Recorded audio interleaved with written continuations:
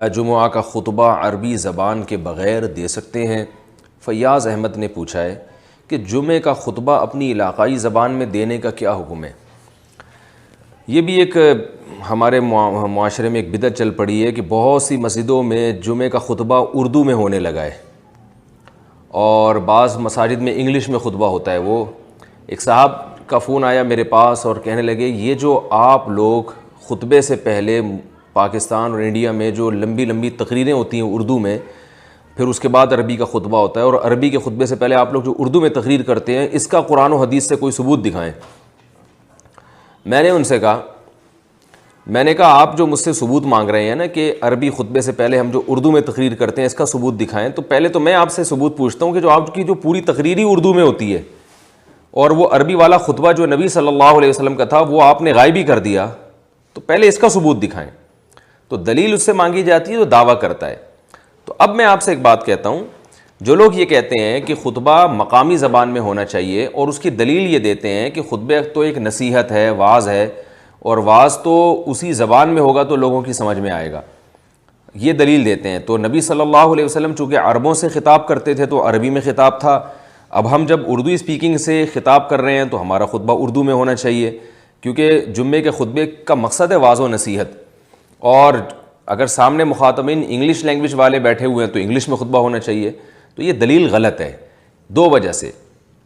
ایک تو یہ کہ قرآن مجید میں اللہ تعالیٰ نے جمعے کے خطبے کو ذکر اللہ سے تعبیر کیا ہے، یا ایھا الذین آمنوا اذا نودی للصلاۃ من یوم الجمعۃ فاسعوا الی ذکر اللہ، اے لوگو جب تمہیں جمعے کی نماز کے لیے بلایا جائے تو پھر اللہ کے ذکر کی طرف تم دوڑو۔ تو اس ذکر میں جمعے کی نماز بھی داخل ہے اور جمعے کا خطبہ بھی داخل ہے، کیونکہ خطبے سے پہلے مسجد میں پہنچنا واجب ہے جمعے کی اذان کے بعد، اور خطبے کے دوران بات چیت بھی حرام ہے تاکہ اللہ کا ذکر سنیں۔ تو اس کو قرآن نے ذکر سے تعبیر کیا ہے، اور ذکر کی جتنی بھی قسمیں ہیں وہ عربی میں ہی ہیں۔ مثلا صبح و شام کا جو ذکر ہے وہ عربی زبان میں ہے، نماز کے اندر کا جو ذکر ہے وہ عربی میں ہے۔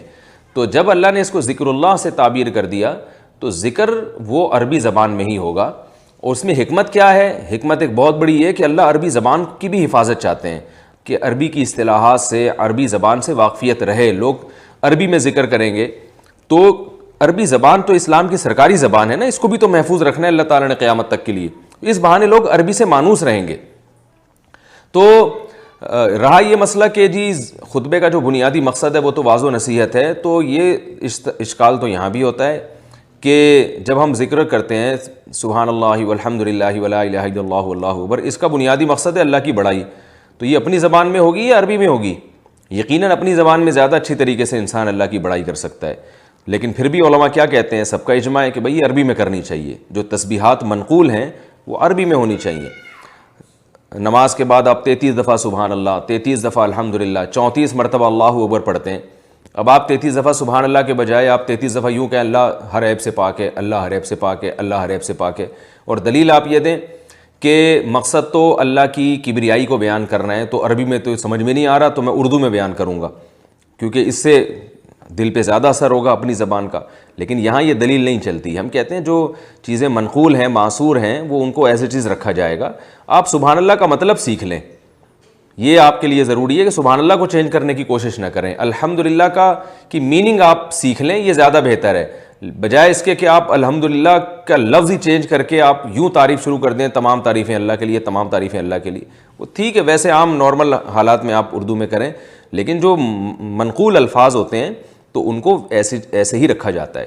آپ صلی اللہ علیہ وسلم نے جو خطبہ دیا وہ عربی میں دیا اور اس کو ذکر اللہ سے تعبیر کیا، اور یہ جمعے کی نماز کا ایک حصہ ہے، یہ تو یہ ایز اٹ از رکھا جائے گا جیسے آپ صلی اللہ علیہ وسلم سے منقول ہے۔ ہاں ایک بات اس میں ہو سکتی ہے کہ ہے تو بہرحال یہ نصیحت ہے تو واعظ، یہ تو میں نے اس کا جواب تو آپ کو دے دیا کہ اگرچہ واعظ ہے مگر ہے یہ ذکر اللہ اور اس کے ساتھ جڑا ہوا ہے۔ ایک اور دلیل جو اس سے بھی زیادہ واضح ہے وہ یہ ہے کہ یہ دلیل صحابہ کی سمجھ میں کیوں نہیں آئی۔ قرآن مجید میں اللہ تعالیٰ کا ارشاد ہے کہ مشرکین مکہ یہ کہا کرتے تھے لو کان خیرن ما سبقونا الیہ، یہ قرآن کی آیت ہے کہ اسلام اگر خیر کی چیز ہوتا تو یہ صحابہ ہم پہ سبقت نہ کرتے بلکہ ہم اس میں پہل کرتے۔ یہ مشرکین کا نظریہ تھا۔ ہمارا صحابہ کے بارے میں نظریہ یہ ہے لو کان خیرن لسبقونا الیہ، کوئی بھی کام اگر خیر کا ہے تو صحابہ نے ہم پہ سبقت کی ہے۔ ہم دیکھتے ہیں اسلامی تاریخ میں صحابہ پوری دنیا میں پھیل گئے، وہاں عجم بھی بڑی تعداد میں تھے، ایران گئے، عراق گئے، مصر، اس وقت تو یہ عرب کنٹریز نہیں تھے، پوری دنیا میں صحابہ گئے ہیں، پھر صحابہ کے شاگرد گئے ہیں، ان کے شاگرد گئے ہیں۔ کوئی ایک ضعیف روایت بھی نہیں ملتی کہ کسی نے وہاں کی مقامی زبان میں خطبہ دیا ہو۔ حالانکہ ان تابعین میں سارے عرب نہیں تھے، اجمی بھی تھے، مگر وہ جب خطبہ دیتے تھے تو عربی میں ہی دیتے تھے۔ جمعے کا خطبہ اسلامی تاریخ میں ہمیشہ عربی زبان میں ہوا ہے، تابعین میں بھی، تبع تابعین میں بھی۔ ہمیں کوئی ایک ضعیف روایت بھی نہیں ملتی کہ کسی کی زبان اجمی ہو تو اس نے اور سامنے مجمع بھی اجمیوں کا بیٹھا ہوتا تھا، ایرانیوں کا بیٹھا ہوتا تھا، پرشین بولنے والے تھے اور مختلف زبانوں کے لوگ تھے، لیکن خطبہ عربی میں ہی ہوا ہے ہمیشہ۔ تو ہمیں اسلامی تاریخ میں اس کا کوئی ماضی میں ثبوت بھی نہیں ملتا۔ تو یہ کیسے ممکن ہے کہ صحابہ کرام ایک خیر کا کام تھا اور وہ صحابہ نے چھوڑ دیا؟ یعنی خیر تو یہ تھی کہ خطبہ مقامی زبان میں ہو، لیکن صحابہ نے عربی میں خطبہ دیا، حالانکہ مقامی لوگوں کی پرواہ نہیں کی انہوں نے۔ تو یہ کیسے ہو سکتا ہے؟ یقیناً یہ اس کی علامت ہے کہ صحابہ اور تابعین اور تبع تابعین اور جتنے اسلاف ہمارے گزرے ہیں، اگرچہ بہت سو کی مادری زبان عربی نہیں تھی، مگر انہوں نے خطبہ عربی میں ہی دیا ہے۔ یہ اس کی دلیل ہے کہ یہی خیر ہے جس کی طرف ہمارے اسلاف ہم سے سبقت کر چکے ہیں۔ اسی بیس پر بر صغیر کے علماء کا یہی فتویٰ ہے کہ یہ جو خطبہ ہے نا یہ عربی میں ہی دیا جائے گا۔ ہاں یہ ضرور ہے کہ جو امام ہے اس کی ذمہ داری ہے کہ وہ وقتاً فوقتاً اس کا ترجمہ بھی کبھی کبھار کر دیا کرے، تاکہ لوگوں کو عربی زبان سے بھی مانوس ہوں اور اس کا مفہوم بھی لوگوں کی سمجھ میں آئے۔ اس سے دونوں چیزیں ہوں گی، عربی بھی ترقی کرے گی اور جو خطبے کا بنیادی مقصد ہے وہ بھی بہرحال حاصل ہوگا۔ رہا یہ مسئلہ کہ پاکستان اور دوسرے کنٹریز میں بہت سارے ممالک میں بہت سے ائمہ کرام جو عربی سے پہلے اردو میں بھی تقریر کرتے ہیں، اس کا کیا ثبوت ہے؟ تو اس کے ثبوت کی ضرورت نہیں ہے، کیونکہ وہ خطبے کا حصہ نہیں ہے۔ کسی بھی شخص کے لیے جائز ہے، وہ کسی بھی وقت لوگوں کو واضح و نصیحت ان کی مقامی زبان میں کر سکتا ہے۔ وہ جمعے کی نماز سے پہلے بھی کر سکتا ہے، جمعے کی نماز کے بعد بھی کر سکتا ہے، بشرطے کہ نبی صلی اللہ علیہ وسلم سے منقول چیز جو ہے اس میں کوئی کانٹ چھانٹ نہ کرنی پڑے۔ آپ صلی اللہ علیہ وسلم سے جمعے کے دن جو چیز منقول ہے، جمعے کی نماز سے پہلے عربی میں خطبہ ہے جو کھڑے ہو کر آپ دیا کرتے تھے اور اس کے درمیان وقفہ کیا کرتے تھے، اس میں اللہ کی حمد و ثنا کرتے تھے، اس کے بعد جمعے کی نماز ہوتی تھی۔ تو اگر اس میں کوئی چینجنگ نہیں ہو رہی تو امام کے لیے جائز ہے کہ وہ جمعے کی نماز کے بعد بھی اردو میں تقریر کر سکتا ہے، جمعے کی نماز سے یعنی خطبے سے پہلے بھی کر سکتا ہے، جمعرات کے دن بھی کر سکتا ہے، اتوار کے دن بھی کر سکتا ہے۔ اگر کسی مسجد کے امام صاحب جمعے کے دن اس لیے تقریر کر رہے ہیں کہ پبلک ہوتی ہے تو بھی جائز ہے۔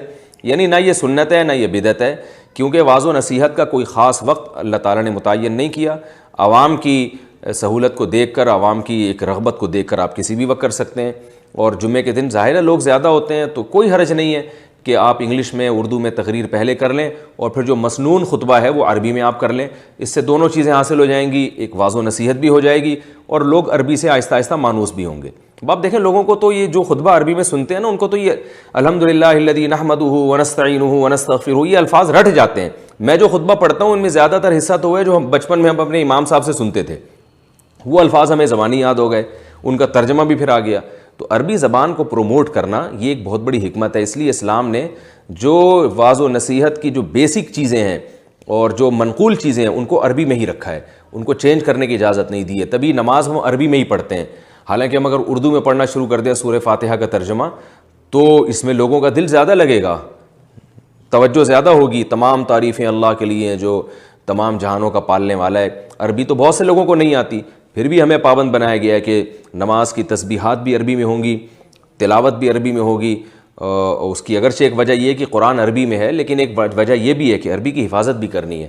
تو اسی بیس پر عربی پوری دنیا میں پھیلی ہے، تو اس لیے صحیح قول ہماری رائے میں یہی ہے کہ اس میں کانٹ چھانٹ کی اجازت نہیں ہے۔ جو منقول چیزیں ہیں عربی میں منقول ہیں ان کو عربی میں ہی رکھا جائے گا، آپ اس کا مفہوم لوگوں کو بتا دیا کریں۔ جیسے نکاح کا خطبہ آپ دیکھ لیں نا، نکاح کا خطبہ اردو میں کیوں نہیں دیتے بھائی؟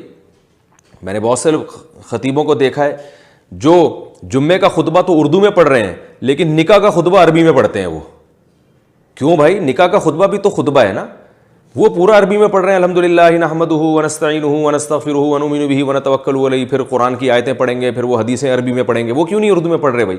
وجہ یہی ہے کہ بھائی وہ بھی منقول ہے، نبی صلی اللہ علیہ وسلم سے نکاح کے موقع پر آپ کیا خطبہ پڑھا کرتے تھے وہ منقول ہے، تو جو چیز منقول ہے جس طرح سے ہے اس کو ایز اٹ از رکھا جائے گا۔ ہاں ویسے آپ نکاح سے پہلے آپ 1 گھنٹے کا بیان کر دیں نکاح کے فضائل پر، میاں بیوی کے حقوق پر، اور جو غیر شرعی کام ہو رہے ہیں آج کل نکاح میں، لیکن اس خطبے کو عربی میں ہی رکھا جائے گا۔ تو اس لیے جو ہے ہماری رائے یہی ہے کہ جمعے کا خطبہ بھی عربی میں ہونا چاہیے، عیدین کا خطبہ بھی، اور نکاح کا خطبہ بھی۔